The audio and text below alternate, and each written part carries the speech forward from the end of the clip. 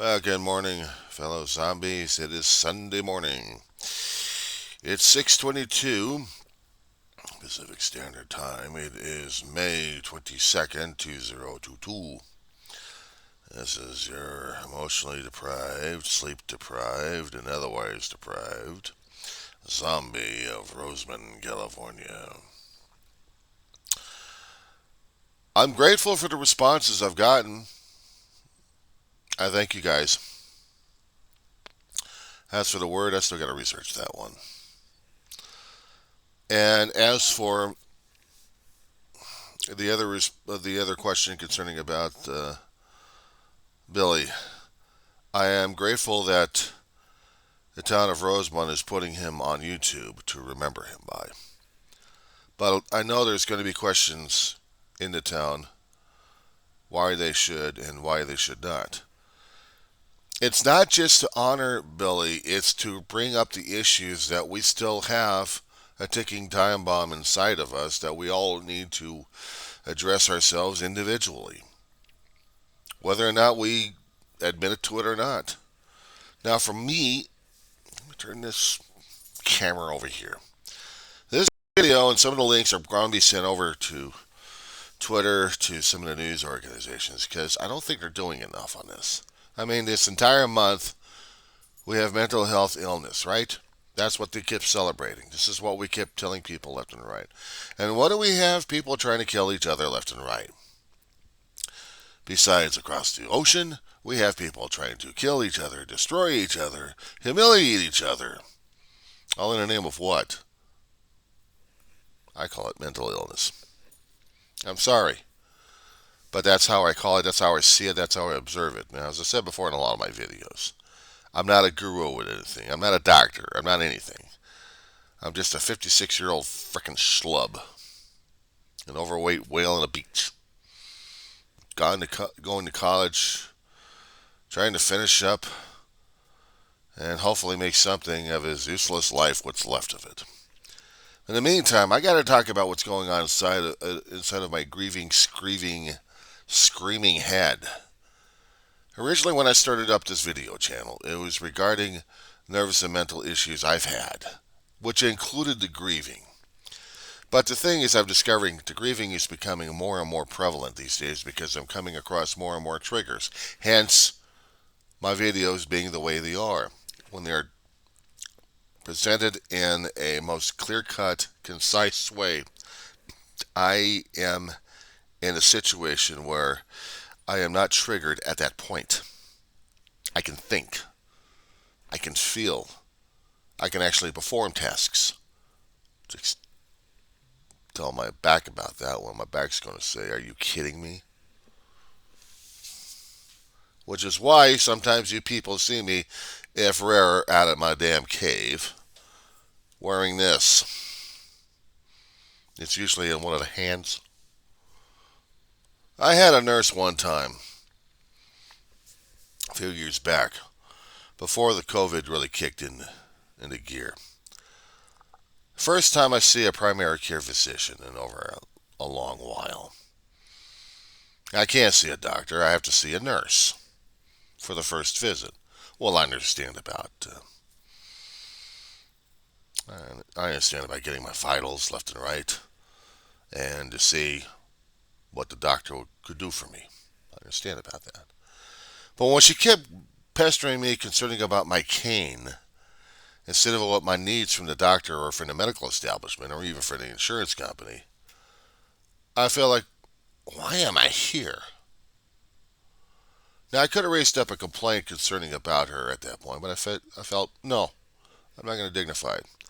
If anybody else is going to go through this and they feel comfortable with being indignified by a lunatic pretending to be a doctor, I'm not dealing with this place.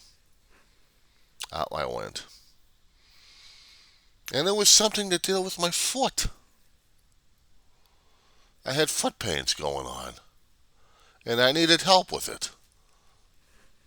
Sorry, we want to know what's going on with your cane. Don't even go over, guys. History. Why I have a cane in the first place. why I had the physical injuries in the first place that merit using a cane? Yeah, kind of rude over the medical professional there. And my thing was, I said, screw it. If this was the only doctor in the area that was accepting patients, I'm not dealing with them. I waited. And now I've got new insurance and I've got to deal with another doctor, hopefully in a few days, that deals with the noggin. But I still got to deal with the doctor concerning about the physical stuff. And this is the stuff when I'm clear headed enough to deal with. Knowing how my brain works, part of the time anyway, as long as I'm not feeling and going through the process of the emotional tsunami with the depression afterwards, as long as I'm not in that area, I can function, I can think, I can work, I can do. Just tell the body about that one. Body don't like it. But I haven't heard people talking about it. That's a problem. I'm coming across a video ad on YouTube regarding a young woman dealing with her bipolarism. She's got the thing out for 4 months. That's cool. She's talking about herself. She's talking about her condition that might help other people. One of the reasons why I'm doing this is because of storage. Not just on flash drives and stuff, but in the event that my brain happens to go into full can't remember crap or can't remember shit, and I'm having more of a breakdown at this point, I need a backup. And this is a log. People can look at the log and see what's going on with this person and maybe relate to each other. How many times have we come across suicide stories left and right in the news media or about? How many people have tried to leave cookie crumbs concerning about their condition, or probably not? So if there is a progressive line of deterioration going on, it's got to be charted somehow. It's got to be charted. Now, I going back to my own personal history, and this is the reason why I keep doing these videos left and right, is to talk about these kind of things. Mine starts from the age of 4 years old and goes all forward. That's the start of it. And then shutting down emotionally every time there was somebody I loved who died. Whether it be four-legged or two-legged, doesn't matter. The process of grieving takes a hell of a lot of time, and the problem is a child doesn't have the context, but he has the pain, and he has to store away the pain because he still has to deal with life. And it changes personality. I could have had a different personality growing up if I wasn't feeling that way for a long while. If I was allowed to grieve, if I was allowed to do something to get me stabilized. But nobody recognized it. Not in the 60s, not in the 70s, and sure as hell not in the 80s, when I had different physicians. So, for me, nobody knew about it. They kept calling me white lab coat syndrome. But they wouldn't ask the questions, and my mother didn't recognize it. She recognized my brother was a mental case sometimes. Of course, when he came out of the military, he really was a mental case. But still. And my brother also had a bit of issues that he had to get taken care of. My mother had to recognize that and had to go to class to recognize those issues in order to take care of them.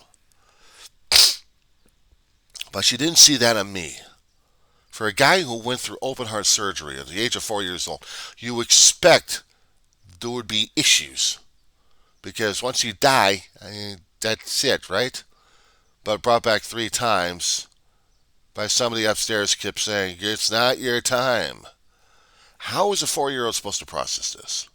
How is a 4-year-old supposed to feel about this? What's going on in that head of his? He doesn't know. He's a new spirit. He's a new body. His brain is still not wired, but it's analyzing it. It's analyzing the pain. It's analyzing the grief. It doesn't like being abandoned. It starts the issues. It starts the process.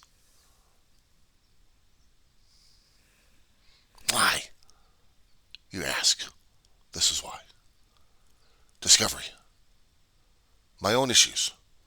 On screen. I know people are like, I don't want to know about your history. Find out, watch about it. Learn about your own damn histories. Go through your own memories and put yourself on record. I don't have to do that. I'm fine. Okay, fine. I'm just wondering how come you're popping off at the other person at this point, ready to do something screwy with a baseball bat. I'm going for batting practice. In a suit and tie, no doubt. With dress shoes on. I'm a salesperson demonstrating this baseball bat.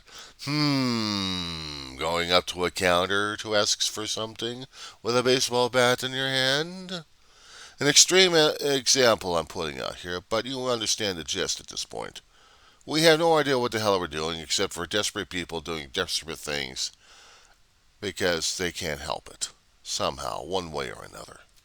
They're driven. Seeing what's happening across the waters right now? Do I rest my case? Or do I make the case even further? This is why I talk about it. Because we don't want to talk about it. But now they're talking about it on the major news because you got the major players out there going crazy. I'm not quite sure if we actually are all insane. We talk about Black Lives Matter. We talk about the politics going on. We talk about this thing. We talk about that thing. How we're tearing apart everybody else left and right. We need to do something. We need to do something. We need to do something external at this point over here. No, we don't. Damn it. We need to do something internal at this point. We need to figure out what the hell's going on with ourselves at this point over here. Why are we doing this shit to other people left and right? Why are we taking a baseball bat to someone else's head? Because we feel like it? Or because we got something wrong in our heads?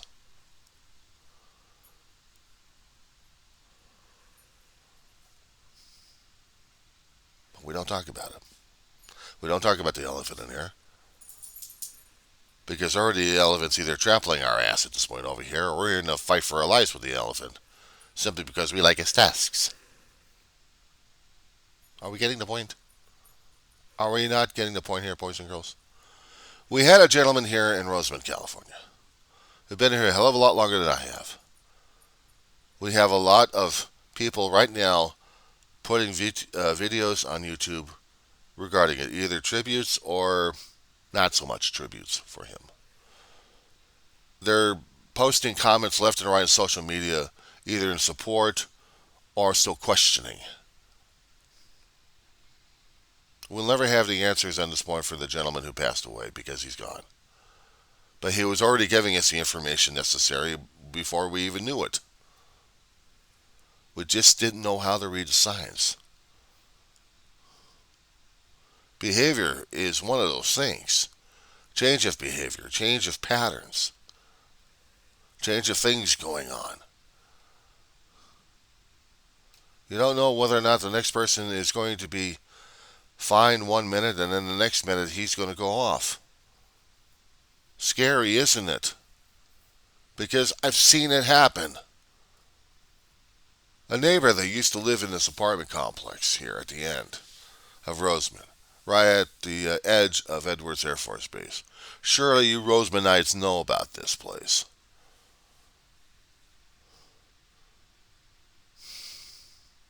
At 1 minute, she's completely normal, lucid. You talk to her, and she doesn't like her personality changes one damn bit. But nobody's either willing to help her at that time, and this was years ago, by the way, or something. But her changes had become more and more erratic and more violent. That she had done violence. And she had to be evicted out of here. And she's still wandering the streets. According to a few friends of mine, they still see her out there from time to time.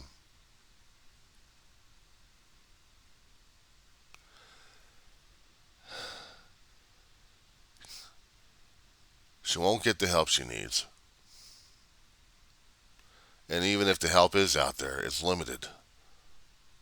For County of Kern, it's almost just as bad as LA County.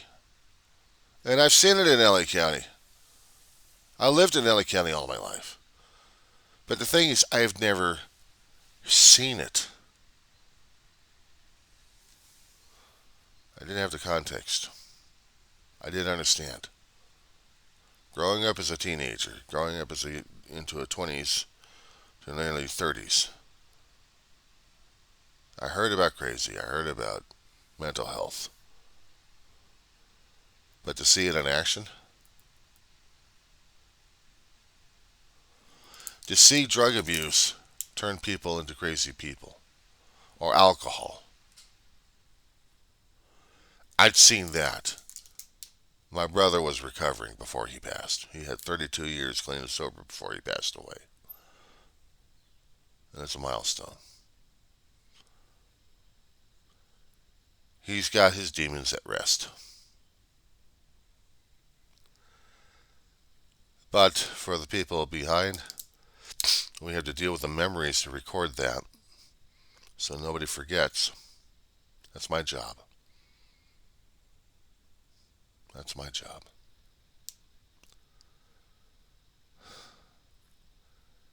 And when I start thinking about things like that, I know those are the triggers. They're just setting me up for the emotional outburst coming up. And it takes us something cute or something. And automatically I'm on for the races. It's the emotional tsunami flooding me with emotions and crying like crazy, heaving my chest like crazy, to the point where I'm almost having a heart attack.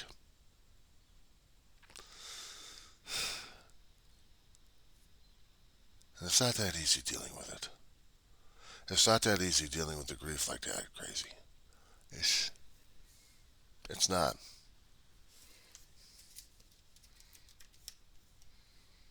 It's life. I've been told a long time ago to grow skin. I've been told a long time ago, just don't bother grieving as much. I've been told a lot of things. How not to feel as much. Just get on with life. Get on with living. Let's be happy about it. Let's take pills and get happy about it, shall we? Let's go to the doctor's office and get medicated. We'll be fine. We're on medications. We got prescriptions for it. As I said before in my videos, I don't trust the medical establishment because I damn near got killed by them. And I still held a resentment against it. Especially when I happen to deal with specific examples. I know it's not most of them. Most of them are pretty decent people. I've met a lot of them. Scared? Yeah. If they're going to tell me that I'm absolutely normal, then why is crying all the damn time considered normal behavior? Oh, I'm sorry, it's not considered normal behavior. Okay. So maybe there is something wrong with me. No, you're fine. Then what's the contradiction here? What's the conflict here? Surely there's something broken in here because there can't be waterworks unless there's some pain involved. Something triggered the subconscious to go into work. But nobody saw this. Nobody recognized it. Nobody recognized it for what it was. I call it a ticking time bomb. Because I don't know if I'm going to be waking up the next day and I may turn out to be another Billy. That scares me. Or worse, we just kicked out of here a few years back. Well before COVID. And that scares me too. It should. It should keep me on my guard at this point over here. What's important, what's not important. What's important for me is how I'm living in my life, and I'm not. I'm surviving my life. I've been surviving my life ever since. I've been going through the emotions. I've been going through the lack of emotions.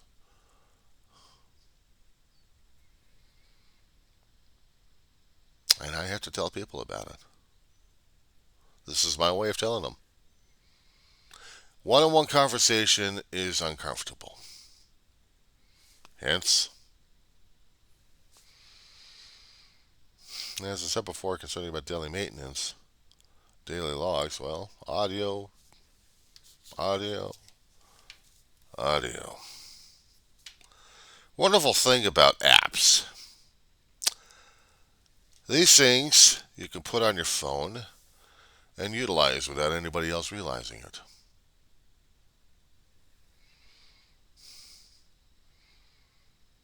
And these apps do help, especially when you're recording yourself. A little bit of advice right there. If you happen to see me talking to myself, and if I'm happen to walking without my dog, and I do have a little dog, you might want to hold down your own conversation, just in case. Because I might be going through taping at this point over here of a memory or of something I have to work myself through. And I may be in a bit of a huff. So if you're ever in Rosamond and you happen to see me walking about and talking to myself, keep in mind, cell phones have ears.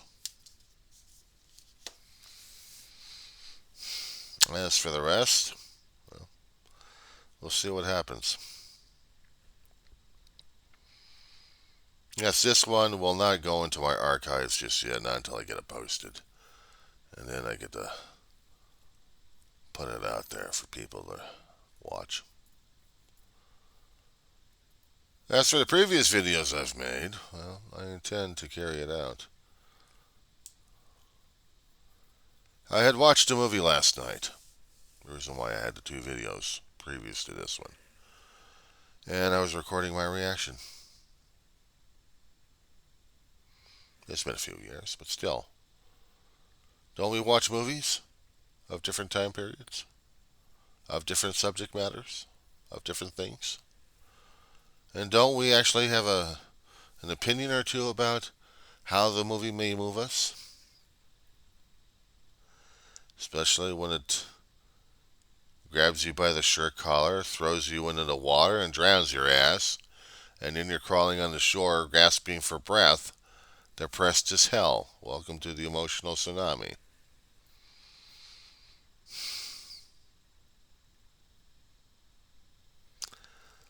Real fun it is. And once more, I appreciate the comments. Keep it coming.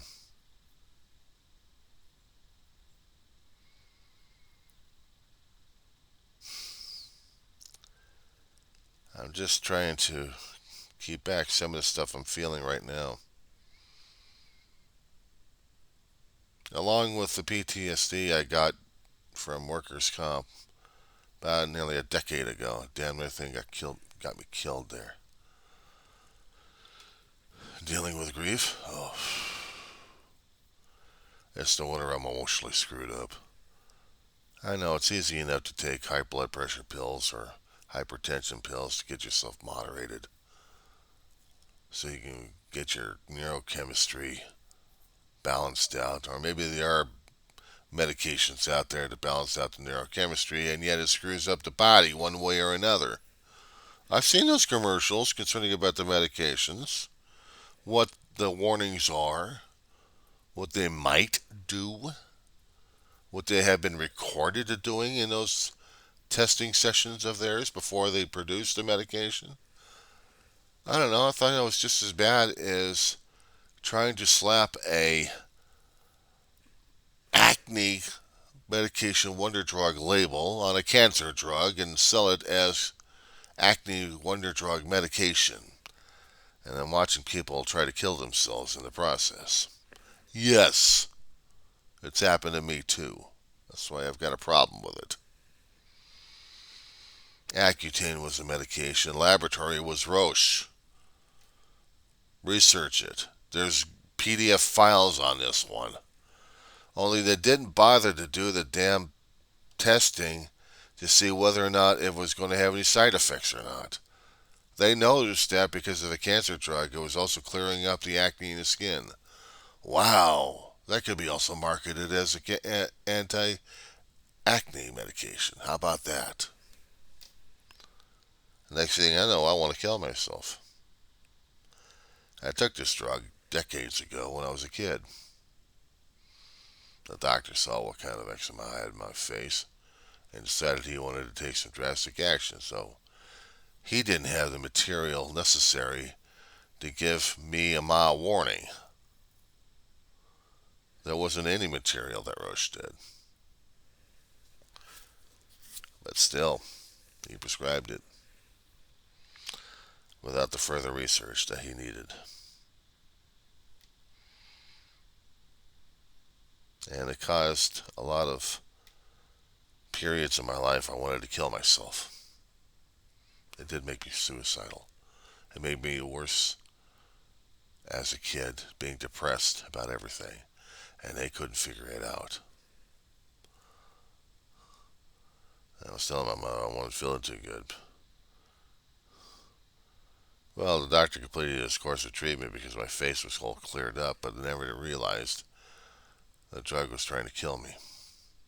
I didn't realize it until decades later when I'm doing a research project in a community college in a Psychology 101 class, and I finally pull up something about Accutane. I damn near fell off my chair. When I saw that information on the internet, I'm like, damn, I missed a potential lawsuit on these guys?